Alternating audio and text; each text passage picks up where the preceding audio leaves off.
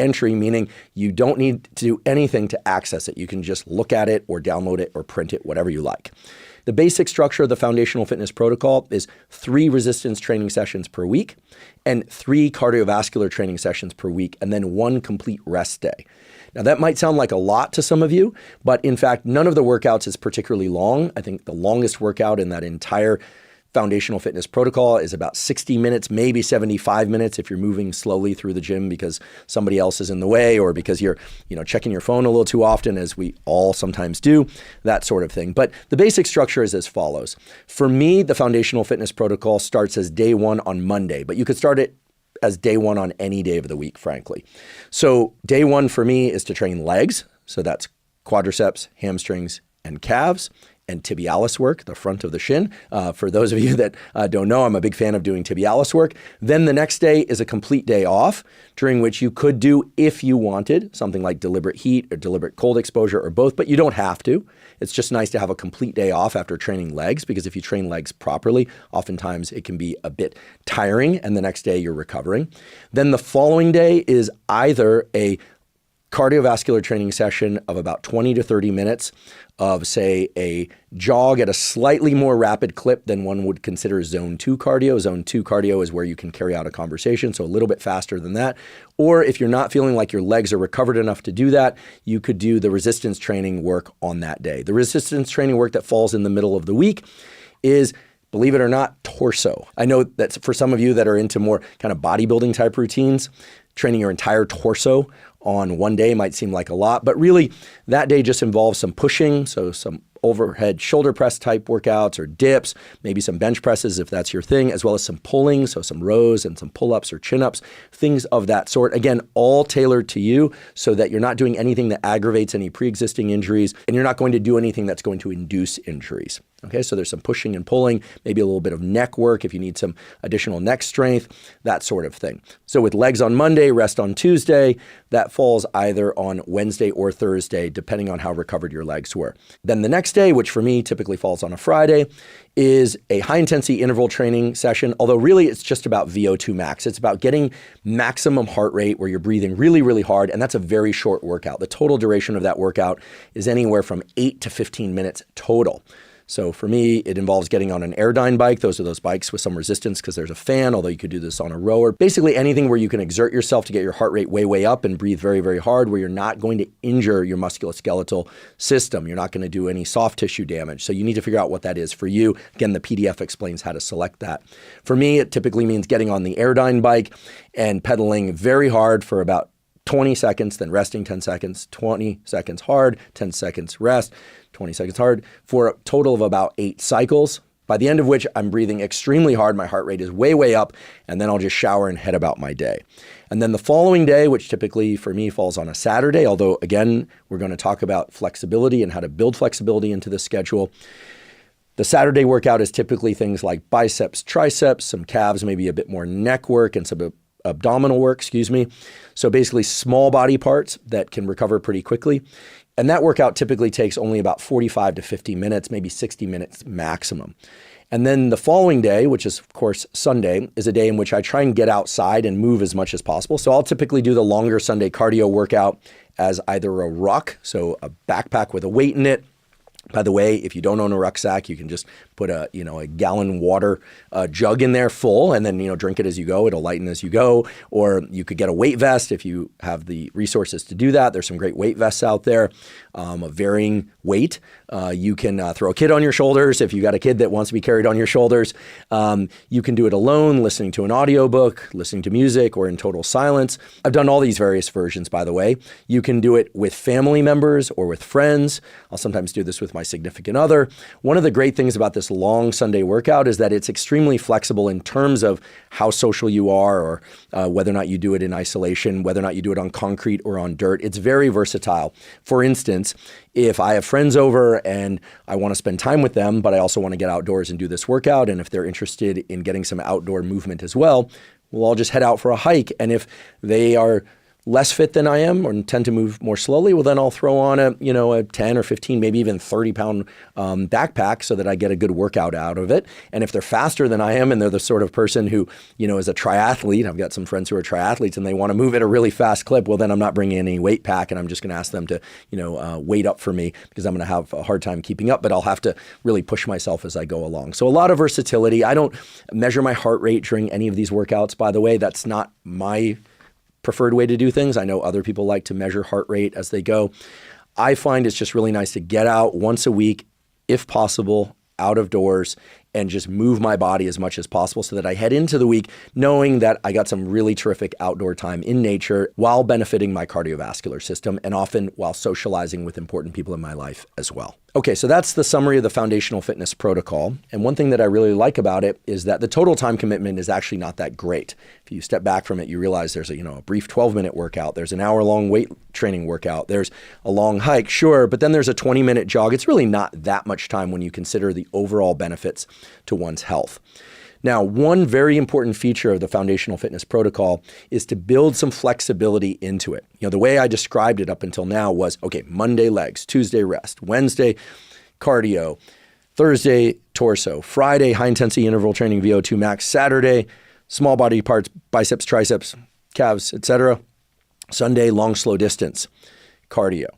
But in reality, sometimes I have to travel on a Monday, so I don't have the option to train legs that day, in which case what I will do is either slide that workout to Sunday, meaning I'm doing both long, slow distance cardio and the leg workout, or I'll slide it to Tuesday, which is typically a rest day. However, sometimes I'm traveling on a Monday. I don't have access to a gym to train my legs properly. So what do? Do I skip leg day? No, I don't skip leg day typically, unless I'm sick or I'm extremely sleep deprived or there's some other major stress in my life. What I'll typically do is I will plan for it by training my legs on Sunday. Or if I don't have access to a place where I can train my legs properly on Sunday, I'll just shift it to Tuesday. Okay, now the question always becomes, if I were to move that leg workout to Sunday, just by way of necessity, because I'm traveling on a Monday, do I also do the long, slow distance work that I typically do on Sunday? And the answer is yes, if I'm well rested. So if I'm well rested and well fed, I'm not feeling like I'm fighting off any kind of illness and I have the time, what I'll do is I'll train my legs in the gym on Sunday, and then I'll head out for, an hour-long walk in the neighborhood or something like that. So I'm probably not training my legs hard and then going hiking hard all day, although I've done that before, but then I'm sure to rest completely the next day, which is Monday. Now, what if I move the leg workout to Tuesday? Do then I take Wednesday off completely? Well, for me, the way I train legs is typically with a lot of intensity. So if I'm going to train legs, typically the next day will be a complete day off no matter what. But that's not always the case. I think as long as you're not moving your workouts around constantly, it's perfectly fine to train your legs really hard on a Tuesday because you have to, because you couldn't train them on Monday. And then on Wednesday, rather than go out for a jog, I might train torso and I might back off on the intensity a little bit. And then I'll take a day off. I will say that anytime I do resistance training workouts 2 days in a row, I make sure that I take a complete day off the following third day, just for sake of recovery. I'm not somebody that recovers particularly well from any form of exercise. I find that if I train longer than 90 minutes, especially with resistance training, if I crank up the intensity too much, I tend to get sick or I tend to stop making progress with my resistance training sessions. So the basic takeaway here is it's perfectly fine to slide a resistance training session, such as legs, forward a day or back a day. Okay, so I guess back a day would be from Monday to Sunday, or forward from Monday to Tuesday. But then you're going to want to make some adjustments accordingly so that you don't get sick or you don't overtrain and that sort of thing. Now, let's say that I train my legs on Tuesday, then I do torso work on Wednesday, and then I take the next day completely off. So I take Thursday completely off. Well, then Friday rolls around and I haven't done any cardiovascular training that week except for the walk that I did on Sunday. What am I going to do? Do I do my VO2 max and a 30-minute jog? Sure, that's what I would do. I would combine the two cardiovascular workouts that I normally do in the middle of the week by, for instance, going out for a 20 or 30-minute jog, and then at the end, doing some VO2 max work such that by the end of Friday, I'm caught up with that cardiovascular training. And then on Saturday, I would just go right ahead and do those small body parts training. And then on Sunday, I would take a hike and that sort of thing. So basically what I'm saying is that the foundational fitness protocol provides a scaffold of ideal, what you would do if you had a completely non-negotiable mindset where you said, okay, Monday's always legs, Wednesday is always this, Thursday is always that. So basically what I'm describing is trying to achieve optimal, right? Training certain things on certain days, doing certain things in certain ways. That wasn't meant to rhyme, by the way. But the reality is we all have travel. We all get run down. We all have lack of sleep at times. We have stressful episodes in life. So for me, the best solution to that is to basically allow any one workout, either resistance training or cardiovascular workout, to slide back or forward by one day, which means sometimes doubling up on workouts for a given day to make sure that I check off those boxes of getting 3 resistance training sessions per week and 3 cardiovascular training sessions per week.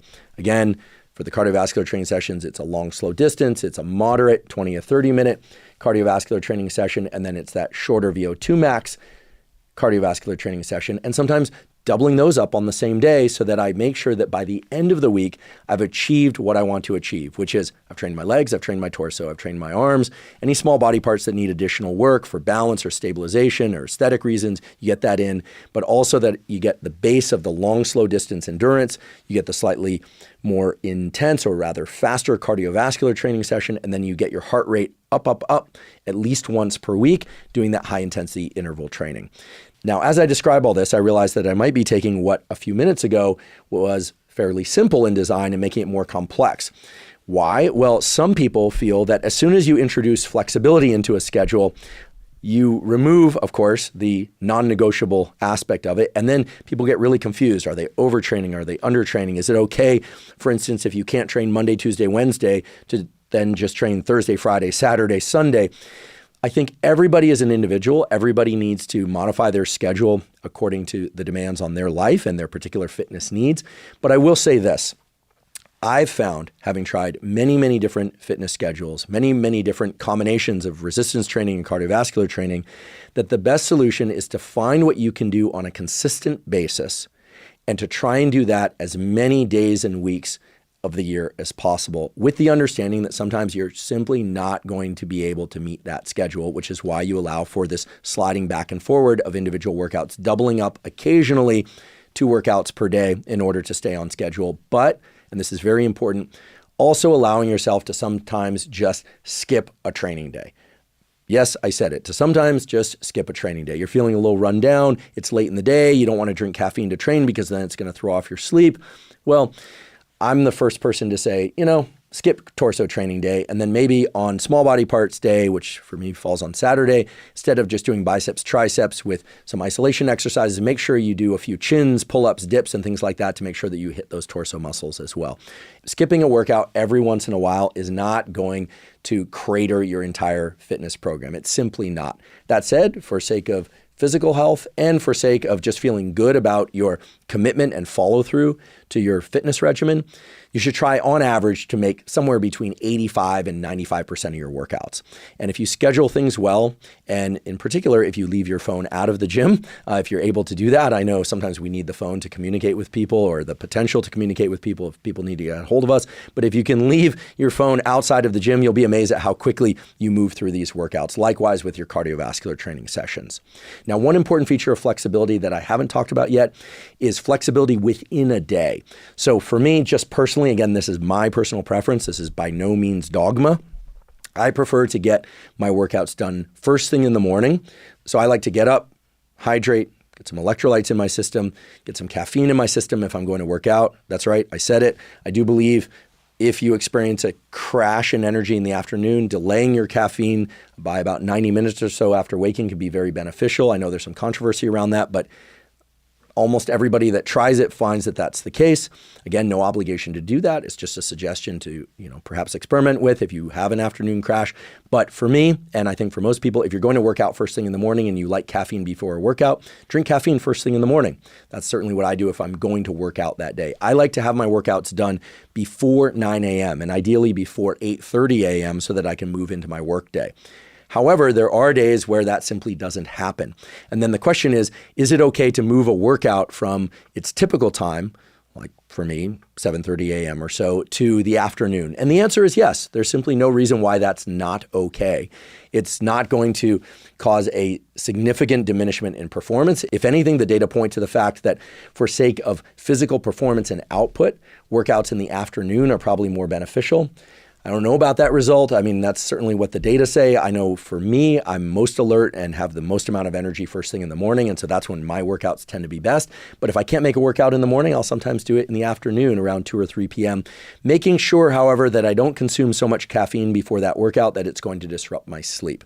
Now, there's another feature of training, which is like sunlight, like meals, like socialization, physical exercise provides an entrainment mechanism, that is a predictive mechanism for your so-called autonomic nervous system that makes it such that at a given hour of the day that you normally train, so for me around 7:30 a.m. or so, you'll notice that there's going to be a peak in physical and mental energy. That's right. If you work out at a given time pretty consistently, your autonomic nervous system will start to anticipate that timing and you'll start to feel an increase in energy around that time. That is not an imagined thing. It's a real thing. It's a short-term entrainment, as we call it.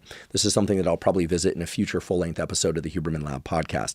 But what you'll notice is that around the time that you normally train or run or whatever you want to call it, you start to feel an increase in energy. And you can leverage that by going ahead and training. But if you don't have the opportunity to train, then I do think it's a good idea to still get that training session in at a later time during the day if you have the opportunity. Otherwise, you may have to slide it to the day before or the day after, as we talked about a few minutes ago, or you may have to skip entirely.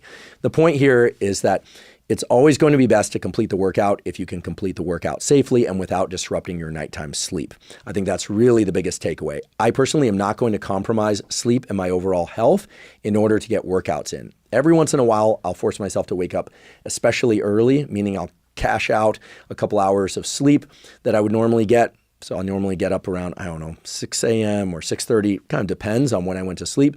But sometimes I'll give up 2 hours of sleep to get a workout in the morning if I'm going to fly that day. I will sometimes do that. However, if I'm very fatigued, if I've been exposed to colds and flus, I'm feeling kind of run down, then I won't do that. I'll prioritize sleep. Most of the time I prioritize sleep, but there are those occasions in which I'll prioritize the workout. Each and all of us have those options, and my suggestion is to really look at things on a case-by-case, meaning you as an individual, and on a daily basis, taking into account what happened the day before, how stressed you are, how much sleep you're getting, how much exposure to colds and flus, and to pay attention to how hard you've been training recently. You know, if you're on a family vacation and you want more time with family, are you really going to compromise time with family in order to get your workouts in?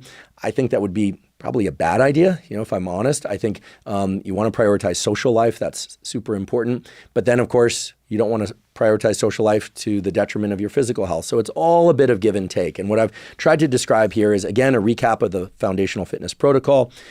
The places where there's some flexibility, you can move workouts back a day or forward a day if you like. You could double up if you like, especially if you're getting great rest and you're well fed, etc. And you can also move the workout up or down in the day depending on how much energy you have, how much sleep you've gotten, and of course how rigid you are with yourself. Some people are just really rigid. They are completely in the non-negotiable stance. They get their workout in no matter what because they feel as if they don't, then they're going to be grumpy or they're going to fall off schedule. Other people like me try to get the workouts done, I would say anywhere from 85 to 95% of the time I get those workouts done. Occasionally I skip them, typically because life stress, travel, or some sort of low-grade illness, a cold or a flu or something of that sort. I get those pretty rarely, but they do happen. So that's really how I answer this question of how to build flexibility into one's fitness schedule. I should also mention that I'm a big believer in periodization. So I will do 4-month blocks of training heavier with the weights. So that's in the 3 to 5 repetition range.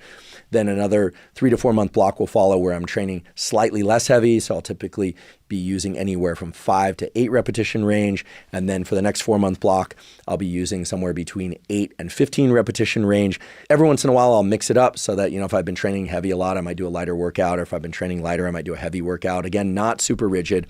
I personally find that by being strict and rigid about the scheduling, about the reps and the sets, etc., for most of the time, meaning about 85 to 95% of workouts and across the year, that things just work out great. You'll make constant progress without having to drive yourself and everybody else crazy with extreme rigidity and compulsivity around training. And then, of course, you can enjoy those days off. You can enjoy the flexibility in your schedule because, yes, physical fitness is wonderful, but unless you're an athlete, especially a professional athlete, really, physical fitness is about being able to lean into other aspects of life with more vigor. At least that's what it's about for me, and I think that's what it's about for most people. Thank you for joining for the beginning of this Ask Me Anything episode. To hear the full episode and to hear future episodes of these Ask Me Anything sessions, plus to receive transcripts of them and transcripts of the Huberman Lab podcast standard channel and premium tools not released anywhere else,